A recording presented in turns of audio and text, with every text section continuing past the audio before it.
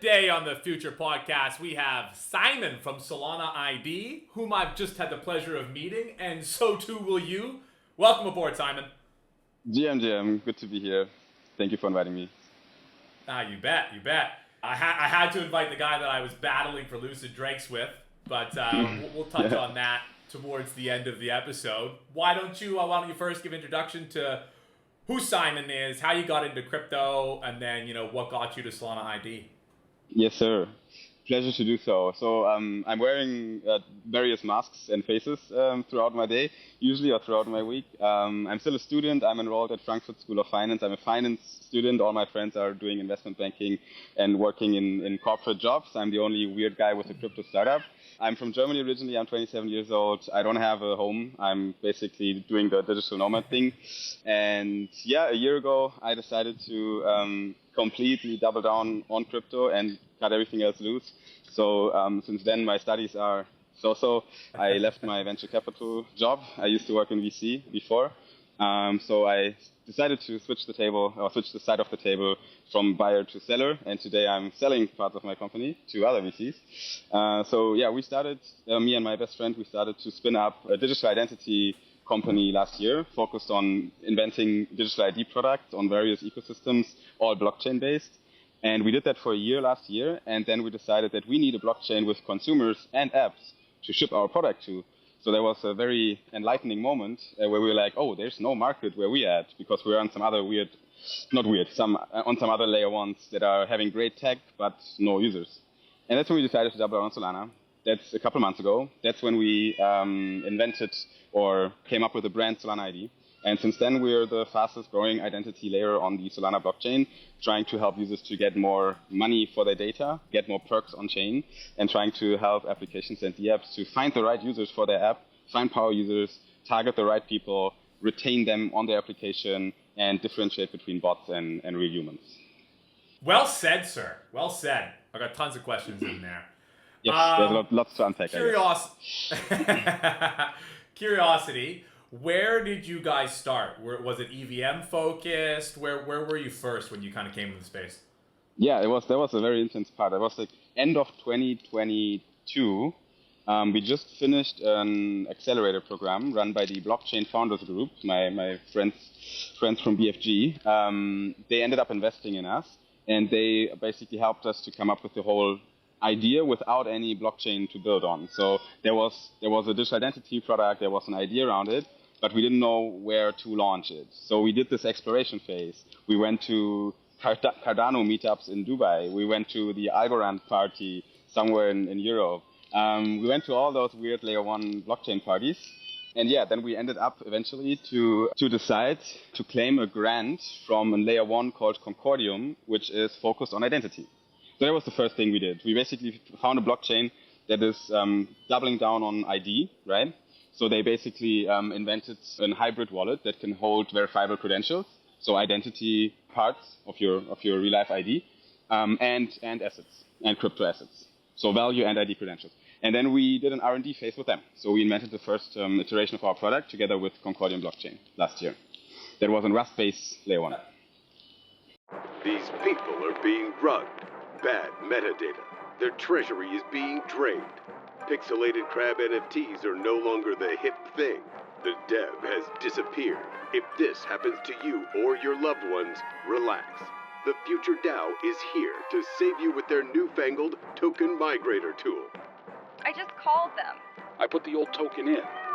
And I got a new one and a fundraise out. Now look at these people. They've been unrugged by Future DAO, and they've never been happier.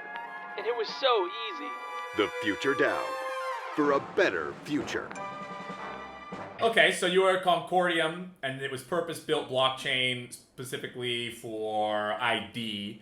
But then was the idea that that's kind of too niche versus Solana, which has got much more mass adoption and TAM? And then that was like, what was the moment a few months ago when you were like, Solana's the place? Yeah. Look, if you're building on any layer one blockchain out there, as a builder, right, as an emerging dApp, you will always come to that point where you're like, okay, I got the grant from the blockchain, I did my R&D, I have this great technology that I invented, I have those amazing ideas. but what the heck do I do with it in this confined silo where I'm stuck in? Like, it's the biggest problem of all those great layer 1 teams.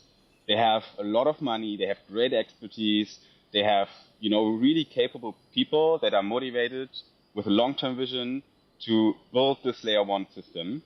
But what they don't have is network effects and people, right? And that's a huge problem, because right now we're at a moment in the whole blockchain industry, in my opinion, where we arrived at a moment where you have a few blockchains that cracked the network effect, that almost crossed the chasm from early adoption to at least this. We're still far away from mass adoption, we all know that, but at least we're starting to cross the chasm. And those are a handful of blockchains, maybe only Solana and Ethereum, and maybe a couple more tops, and that's it. And all the others are all the way at the beginning of the curve. How the heck will they manage to get the applications and users on their chain? It's a very profound problem for them to solve. I believe some can do it with very niche kind of use cases. I think Concordium has a great value proposition because it is very niche. Every user on the Concordium blockchain is a real human that went through KYC verification without revealing their true identity. They don't have to put their passport data on chain, but they have the ability to prove to apps on Concordium to reveal that information with ZK proofs. And that's something similar we're doing at SolanaID, by the way, for the Solana ecosystem. But that is a great thing for the Concordium chain. But they need to find their niche use cases, maybe in banking, maybe in institutional finance, where they can emerge as a leader. But SolanaID needs consumers. That's what we found. We need users, real people, degens, people that use the apps, and we need great apps that have a great baseline to be used, because they have a great UX, they work, they have TVL. And then we ask ourselves, where do we have that? Do we have it on Solana? And we might have it on Ethereum. But on Ethereum, you need to decide for some L2, or you need to spin up your own L2. It's becoming very complex. And then, last thing, we arrived at the conclusion that there's nothing on Solana that is actually really doubling down on the specific things that SolanaID is working on. There's no premier ID solution focused on only the Solana ecosystem. So SolanaID is about to become that flagship ID protocol for the Solana ecosystem. It was a bit like blue ocean for us compared to EVM, where we do have quite some competition. No, I guess a couple things to touch on. Yeah. With the basis of this podcast, we can wholeheartedly agree that Solana is the right place to build. So I agree you made the right decision. We can put a stamp on that. In terms of competition, do you have concerns around the funding of WorldCoin and being able to come to Solana, or even just the mandate of sort of governance? Talk to me about maybe the competition layer first, and then we can get into more of how Solana ID works and sort of what your goals are. Yeah, no, definitely. So on Solana right now, you have some projects that are focusing on identity and compliance, and Civic is probably one of the leaders. I think Civic has a great product. They do have liveness checks. They have KYC module where you can do the whole passport thing and then send those data points to apps on chain. So I think Civic is a fair KYC solution, and it's there. And they're friends of mine, and we're in spaces together. So that's one thing. And then what they don't have is this kind of reputation aspect. So SolanaID is not only KYC and compliance, it's much more about reputation and your digital footprint in Web 2 and Web 3 and making sense of that and finding genuine users. KYC is one thing, but finding optional use cases or optional solutions for KYC less human verification is something else, and that's what SolanaID wants to double down on. We want to give people optionalities. If you don't want to do KYC check, maybe you want to give us a biometric credential of your palm. You still can prove that you're human with that. If you don't want to do that, you can give us your on-chain activity of all your major wallets, and we're just going to analyze that and give you a score that determines if you're a bot or not and how reputable you are. So we have all those kind of systems in place, what other people on Solana are not doing. WorldCoin is a similar setup than something in between us and Civic, because they said, we don't want to do KYC, we just need a proof of humanity, and we do want to do biometric. So they go just the biometric route. With WorldCoin, you can easily identify real humans and unique humans, which is great and should be one part of SolanaID as well. And we could easily plug in WorldCoin verification into SolanaID, so you could, aggregate or feed your WorldCoin credential into your SolanaID account, link it with your Solana wallet, and then you basically have this shared credential that you can show applications. But again, what WorldCoin is not doing is the kind of reputation and track record and footprint area. So that's probably a niche thing we can talk about, because there's not so much on Solana that comes close to this part. One thing I can mention is there's a lot of apps trying to build their own solutions for fair distribution. Sanctum is trying to analyze their user base with vast data sets and on-chain analysis to kind of figure out, who are genuine users. FP from Sanctum uses earnestness words. So he says, we need to find the earnest users by analyzing on-chain, how they behave, how many wallets they use to farm airdrops and what activities they actually do on our platform. So they kind of spin up their own earnestness measurement module, which is so much work. There should be one solution that can cover that for the whole Solana ecosystem. So they don't have to spin up their own solution individually inside of their silos, inside of their apps. So is your kind of go-to-market like wallet agnostic plugin that protocols can use to be this sort of anti-sybil if KYC is necessary? Maybe you're an RWA. Sure. Like, you've kind of got this suite. Yeah. Like, we can offer whatever it is you need. Is this a real NFT trader? Do they actually hold this thing? It is a real person. And then they can say, I don't care what wallet they use, as long as they can prove they're a person amongst these things, then they get the airdrop, they get the rewards, they get the access. And so your whole thing is like, product teams can focus on building products. They don't need to worry about fighting civil resistance. It's not their core product at all. Like if you're building a decentralized exchange, if you're CETA markets, if you're building lending borrowing, like if you have some DeFi app, you need to spin up great smart contracts that are frictionless, safe, and secure to handle on-chain liquidity, to execute orders on time, to have fast transactions. Like, that's your core business. You should not start to be like, okay, how do we differentiate between bots and humans? How do we find genuine contributors to our ecosystem so that we can reward the right people? How can we avoid airdrop farmers from getting too much of the cake, and distribute it in a fair manner to all the power users? How can we actually attract power users to our application? How can we target the right users instead of spinning up a $100,000 Zeely campaign and just, throwing it out there and see what sticks? We all do that. We're going to do that, right? But it's not effective marketing. It's not the future of crypto marketing. The future should be more targeted with more data-driven decisions. And it's only possible if you know who you're targeting and get some data from them. That's wise. I like that. And it kind of got me thinking, like, so I've been walking around in malls and places and seeing the WorldCoin pop-ups for scanning irises. And nice. It's not the future I want. You know what I mean? Like, I'm a tax-paying, law-abiding citizen, but I don't need to sort of have my biometrics shipped around on chain. So if there are alternative ways of proving that I'm a person, I would prefer that route. And so I kind of like that you guys are sort of differentiating from that. And like, you can offer it if you want to, and maybe some clients will want that depending on the service that they're offering. Like, it makes sense that for any kind of governmental, medical style, insurance-based, you've got that, because then it's like, it's exactly who it is. There's no, there's no ifs, and there's or buts. But no, that's interesting. Can I ask you a question? Yeah, go ahead. About the biometrics. Like, would you be more, because you say you don't want your biometrics to be shipped on chain. Got it. Okay. So especially the iris or the face, you don't know what they're actually scanning. Like, they could see how you look like. You don't want that on chain. Is there other biometrics that you would feel more comfortable to have? It doesn't need to be on chain, by the way. It can be a hash, and then the ZK proof is on chain. That's also what ID is doing. But still, like, is there another part of your body that you would feel more comfortable with to use as a biometric credential?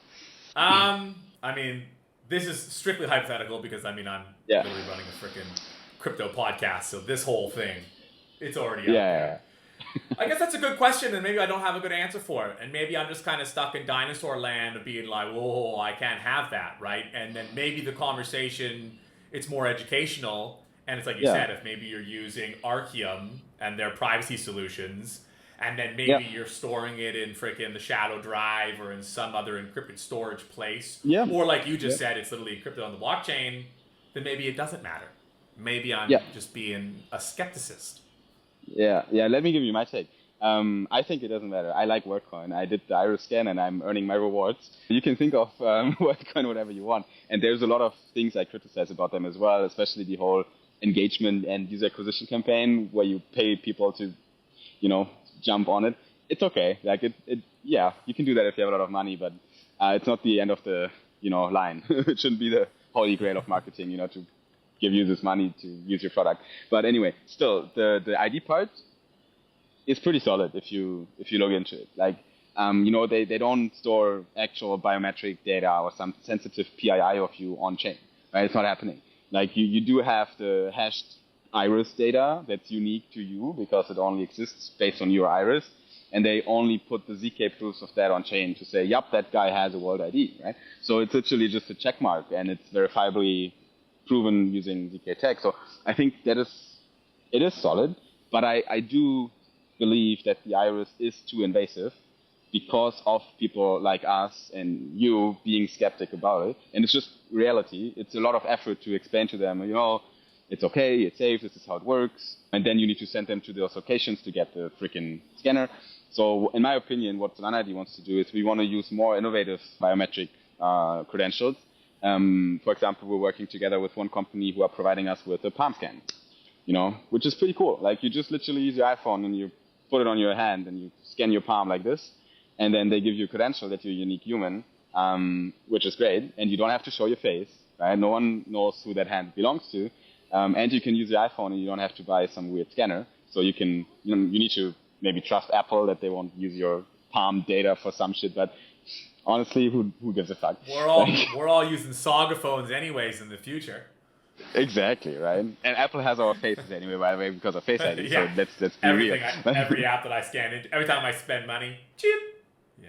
Okay. Right. All right. Well, you know what? Like, you're winning me over on it. And I think, like, if there's a sliding spectrum of skepticism, and, like, this goes back to the advent of BTC, I'm not that far down it. I'm a lot more closer to the middle. And it seems like, especially with Solana nowadays, going after mass adoption, the skepticists are a very small subset of that. In fact, those people are probably already in the adoption curve anyways. So it doesn't seem like that's going to be sort of your hurdle, so to speak. So I don't think it's really the issue. Talk to me about like integrations, like who's going to be using Solana ID? Can you talk about if you've spoken to any protocols in the realm that are talking about embedding it? Like where is it in the product lifecycle? What can we do with it now? Yeah. So what you can do with it now is you can participate in our waiting list campaign, the priority pass for the Solana ID. So you can make sure that you get a Solana ID first by signing up to the priority pass. So we launched the priority pass, which is your fast lane, your fast track to claiming your ID once it's live. And the earlier you have your ID, the more perks you will get from the beginning. You will be able to join our points campaigns earlier. You will have some partner perks. I can elaborate on them that we're rolling out in the first kind of phase. And obviously you participate in the priority pass points campaign as well for airdrop allocation. So right now we have more than 35,000 users that already signed up to the priority pass. And then a lot of them did verifications because you sign up, you get an on-chain score based on the moment you signed up, and your on-chain score, you get ranked. So people who are on number 1 right now, they have a very good on-chain score. They signed up a couple of weeks ago already. And then they also did some credentials. They connected their Twitter account to the priority pass. We do a ZK proof of that. It's already a POC of the ID. You can already start to onboard some credentials. So that's we're trying to make people understand already how it will work later and giving them the first perks. The first perks right now are participate in our airdrop campaign and be able to join the ID earlier, right? So what are you doing for like sybil resistance of your own sign-up campaign? Yeah, so that's exactly the credentials that are in there. So when you sign up and you connect your wallet, obviously logging in with the wallet is not really a hurdle for bots, right? Anyone can do that. The on-chain score is the first measure, right? Like, because we look at the age of your wallet and the history of your wallet, it's the first module of our score. We call it the solid score. It's in development to become much, much more sophisticated, and the aim is to have a score that can really reliably estimate bot versus human with only on-chain data. And I believe it is possible, and it just needs to be worked on. So that's the second thing, the score. But then it becomes very reliable if you start to do our credentials, which is email, Discord, X, or we have two strategic partners, Swissborg, for example. Maybe you know them. It's an exchange in Europe, and they have a launchpad. So you can also connect your Swissborg account to the Priority Pass. And the Swissborg account, and they have a KYC check. It gets better and better and better more the deeper you go into it. You're kind of building it like you're building the on-chain equivalent of a credit score. It's like governments where it's like, you know, how often do you pay your bills? How many bills do you pay? This is kind of like how real of an on-chain user are you? Because if somebody doesn't have a very large on-chain footprint, it must be very hard to figure out how much of a human they are. Because it hasn't been enough transactions for you to be like, is this a person? Of course not. They have to link it to a Twitter account. They would have to link it to Swissborg for you to be like, okay, you don't do much. You're obviously brand new. So it's like, so it's I like that. But that's where it becomes really interesting, because we can onboard no crypto users, like people that are new to crypto, and we can tell them, look, welcome to Solana ID, welcome to Solana ecosystem. The first things you do here is set up your ID account, connect your fresh Phantom wallet, and then feed some of your credentials into the system. Connect your Web 2 personality, who you are in Web 2, who you are in real life, connect it securely and privacy first with your Solana wallet, right? Set up those credentials, and you already have a reputation now on Solana, even though you're completely new to the ecosystem, and you can reap some of the rewards and the benefits with our partners that will, give you better offers and better treatment, because you can already say, I'm a human. I have a track record. I'm completely new to Solana, but I do have some data backpack that I'm carrying with me. That's valuable. No, that's really valuable. I like it. Like, I've been a participant to airdrops for a long time, and my ethos around it has always been like, I don't game them. I've left money on the table because I don't game them, but I've done well enough with it. And so, like, for me, with the minimum viable product of my usage for a protocol, to know that like I would guarantee my slot, which is like the truth, by virtue of having a Solana ID, is valuable to me, because I know like, they're going to see this list of Solana ID people, and they're going to go full fucking marks down the line, because we know these are real people. And then there's this other subset of people without Solana IDs, and you have to sort through, are they sybilers? Is it a cabal? Blah, blah, blah, blah, blah, blah. Yeah. So I can see that makes it easier. And I also like, with this, you got Coliseum, you've got Incubator, you've got all of these projects that are launching en masse, hackathons. The flywheel of creation is not slowing down. Whether bull markets and bear markets, it doesn't matter. It's going to keep happening. And in this decentralized world of tokens and airdrops, like the value dispersion is going to continue to be there. So I can see that this is a good fit. So no, I think you're onto something. Yeah. No, I mean, honestly, like we started initially very early before Solana happened. When we started with our ID solution, we said we want to help people to leverage good behavior on chain. If we want fair treatment for people on chain. We don't want to. That's also the difference to credit score. We don't really focus on red flagging people or exposing people, or we don't want to. How do you say? We don't want to banish or punish bad behavior. We want to help good behavior to be seen.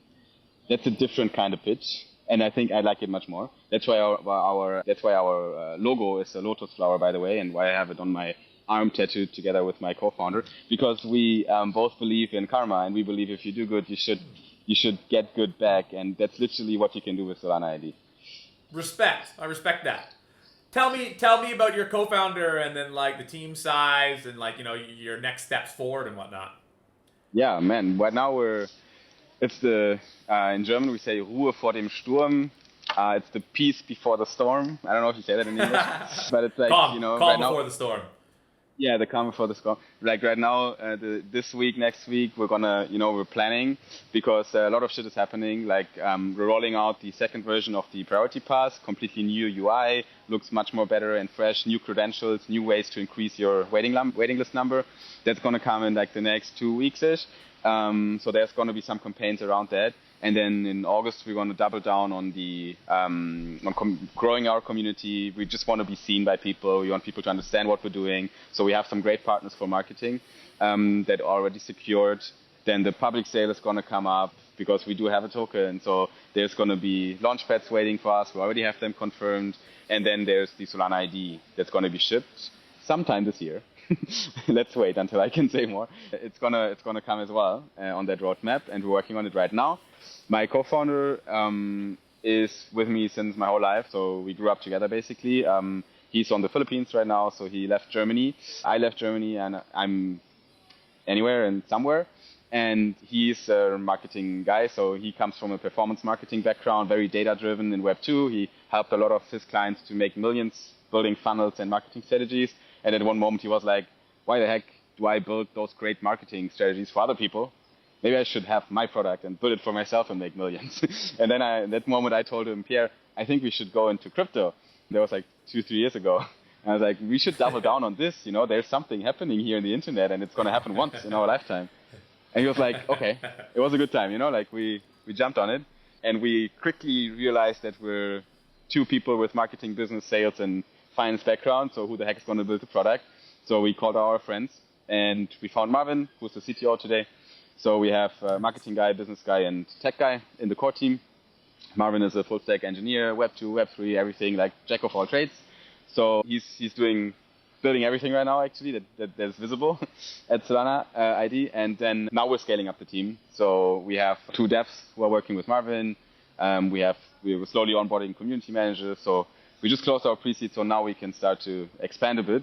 The past 6 months, we've been broke as fuck, so we had to kind of survive ourselves, But now we have money, and things are gonna be better.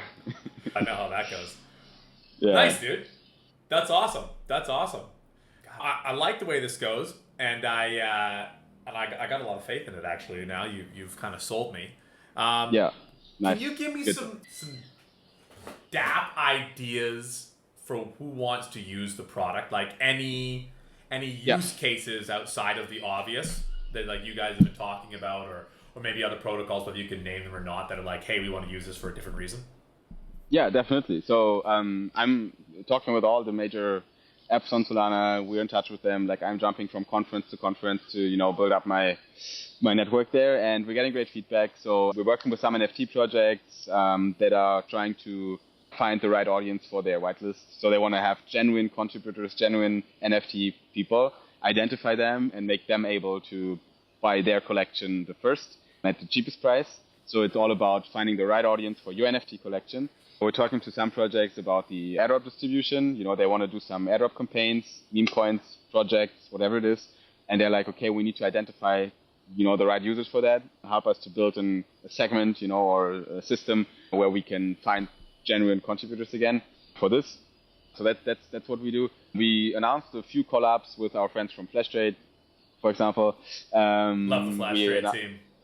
Yeah, same. Like those guys are great, and that's another great example, by the way, of how an identity object is already being used on a product, because the Flash beasts are nothing else than an ID solution inside of the Flash silo. Because if you level up your beast NFT, if you're a power trader on the platform, you will earn rewards and incentives. It's exactly what SolanaID is doing for the whole Solana ecosystem. If you behave well throughout all those major applications and you have a good track record, you're going to get perks and rewards in return from all those major apps. So FlashTrade is pioneering it inside of their silo. SolanaID is breaking that silo and wants to do it for everyone. So that's why we also talk to guys like Flash, because I think that's a great idea.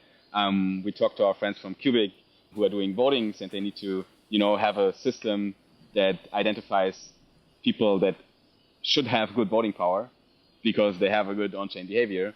And Cubic has their own trust score, which is, again, something they came up with internally because they're trying to fix a problem that they shouldn't be responsible for fixing. And we talked to Irfan from Cubic, and we also came up with the idea of, okay, I think SolanaID should provide you guys with a more solid score, no pun intended, to kind of, help you to identify the good people. So there's lots of projects we talked to about all kinds of use cases. I like our fun as well. We had a good time in Malaysia recently. Actually, when you were talking about Flash Beast too, it got me thinking that, by itself, it's a good measure of activity. But if somebody levels up a beast and then sells it or distributes it to other wallets, they could be like, oh yeah, I'm a long time user. And that's where a solution like Solana ID in partnership could be like, like you just got that. You weren't actually using it. You bought it, which maybe buying it is worth something, and that was kind of the point. And that's why there's value in these Flash fees. But depends on what the goal of the other party is. Maybe the history is worth more than the beast itself. That is actually a very good use case. Like, that's a very good point. You can't identify the actual human that is behaving well on your platform with beasts. You only have this marketing scheme that you can build around it to say, you can resell it to others if you level it up. It's accruing in value. It's an interesting concept, but it has nothing to do with real, true kind of identity in the case we define it. But like I said, it's a good pioneering use case that goes in the right direction. Oh, absolutely. And I mean, the intent for the beast is to give you decreased trading fees, and it does that. It's just there's more value to these things than, say, just baked into the metadata. But that's sweet. Can you tell me a little bit about the revenue model or the fee model? Like, have you guys sorted out, like, how is Solana ID going to work into perpetuity and that kind of stuff? Yeah, definitely. I mean, we have the luxury of having multiple potential revenue streams we can integrate into this whole system. So we need to decide what is the best way at the beginning, to also overcome this chicken egg problem of, not having users for our apps and not having apps for our users. So we decided to double down on the B2C angle and, make it either completely free to sign up to Solana ID or have only like a $1, $2, $3 kind of minting fee for set up your accounts once, and that's it. I don't think there's a huge difference between completely free and $1 in crypto. People usually just click the button. So might as well, monetize a bit on that part to show first revenues, right? That's always good for an early stage project. So we might do that B2C angle. The Priority Pass has this feature already. Like you will get your Priority Pass for free if you're amongst the first 1,000 waiting list number. But if you're later than 1,000, you just pay $2 for it, to something. And then this way we already have B2C revenue. But the longer term vision is also definitely to make money on the B2B, basically pay per query, so whenever Solana ID is integrated into application for whatever business logic, for whatever user flow, they will query data from wallets. They will knock on our door and say, we want to query the solid score. We would like to get a ZK proof of this wallet if he has a Twitter account. You would like to query those things. And as a middle layer, we can obviously keep ourselves the luxury of saying, okay, then send us back, a couple of cents per query. And this way we can scale up into infinity. The more users are on Solana, the more apps are on Solana, Solana ID can basically scale up and be integrated everywhere. That makes a lot of sense. And I mean, if spread effectively, it saves these protocols money because they're not spending money or time, for that matter, on having to build these kind of anti-sybil solutions. Are you in contacts with any of the wallets in Solana to be like an integration within a wallet? I feel like that's got to be the gold standard. Yeah, definitely. I think it's on my to-do in the important but not urgent part of my to-do list. I love it. I love it. So I mean, the good thing I'm from the Super Team Balkan, so I'm good with Vidor and the Solplay team. So that is the first that's the first door I'm gonna knock on. I'm already talked with him briefly about it. And I know, interestingly, Vidor has actually a digital identity background. Like he used to work, he had some overlaps with digital ID and verifiable credentials and all that fun stuff. So I think that would be a good first place to talk with. And because definitely would be interesting, to have it in the UI of a wallet already, so they don't have to go to Solana ID front end and, manage their identity and see their score and, onboard their credentials. and we don't want to build our own wallet. I don't want to get in that business. So it would be a super good integration for wallets, and I think it would add value to them. It could live as like an X NFT, and then you can kind of like, maybe you've got your wallets inside there and your sub accounts, and you can like toggle which ones you want to link to Solana ID. Maybe you don't want to link them all. Maybe you like, this is the one you do for farming or whatever. And then just like toggle click on. the toggle. Yeah. Get your score ready. Then you can, inside of your wallet, maybe even do your first 1, 2, 3 credentials from some off-chain data. And then you're good to go. You already get some perks. Yeah, and then it's like at the dApp level, it kind of knows that, this is already Solana ID connected. Exactly. Yeah. There's a lot of options. Too much to do. That's cool. All right, sir. I'm gonna get close to wrapping this up. Is there anything else you want to say? I mean, I'm excited. Like for us, really, it's a good time right now. Like I said, we've actually generally been struggling in 2023, like many builders, and I think right now there's much more positivity. Even though markets are a little bit slow right now, I think builders gonna keep building if they're honest about what they're trying to do, and we have a lot of momentum right now, and it's gonna grow exponentially soon. So yeah, everything is live. Our Twitter's there. If you put in Solana ID in Twitter, you find us. If you go on solana.id, don't ask how we got that domain. You will also be able to check our website, and Priority Pass is there. It's pass.solana.id. So people can sign up there as well and get in touch with us. And I just want people to also give us their take, criticize what they're critical about, because identity is a sensitive topic, and there is a lot of education to be made. That's also why I'm on a mission. I do frequent Twitter spaces with fellow ID builders. We're trying to make people understand what the heck is happening here and why it's important. So yeah. I like that. You're not trying to compete against people. You're trying to bring them together and grow the pie, not split it up. That's a good analogy. Yes, sick, man. And I guess they can find you. What is it? It's Simon Molitor. Molitor.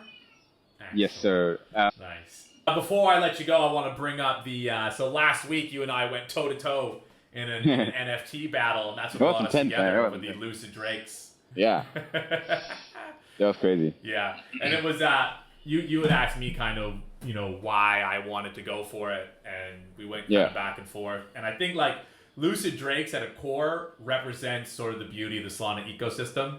And that's just like exactly what you just said. Working with other ID providers to work together, and like that's Lucid Drakes. It's like some of the best builders in the space putting their heads together to continue to grow the pie. And so, sir, we look forward to having you on board with us.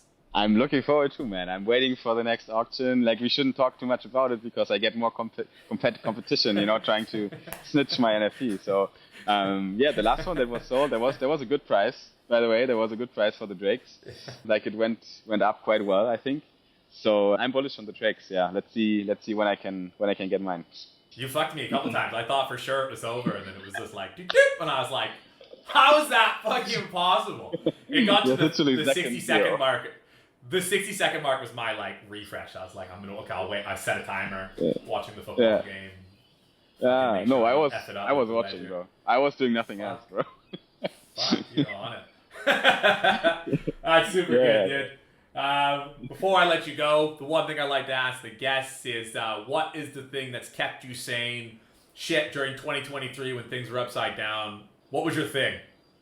Bodybuilder. So if I go back a bit, and you might see it, but I used to compete in bodybuilding. So I train every day. I take my time in the morning. After I get up, the first thing I do is 1.5 hours in the gym. Sometimes I hit the sauna, then I go out, and then I do my day. So I think that's the one red thread that goes through my life, because there's nothing else that's a red thread. There's like everything is changing around me all the time. I don't have a place. People change, places change, everything changes. But I've been training since 15 years. With no week off, So I think that's the one, you need that kind of one thing that's stable in your life if everything else is so fluid. And I think that kept me sane. Ladies, no babies, amateur bodybuilder, and a founder in Solana. Fucking bullish. Yes, sir. Yeah, man. If you put it that way, actually, I should use that as a pitch. Nice. Well, buddy. Fucking thanks for coming on the podcast. Good to meet you. Likewise, sir. Likewise.